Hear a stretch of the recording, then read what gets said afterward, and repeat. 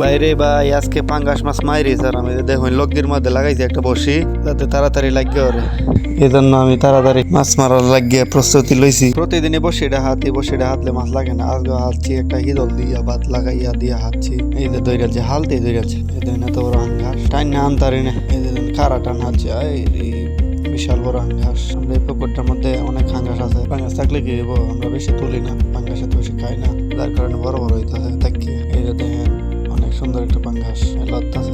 পাঙ্গাসটি চাচ্ছিলাম গত বছর, 1 বছর বয়সে এতটুকু বড় হয়েছে, দেখেন আরো সময় থাকলে তো আরো বড় হইব।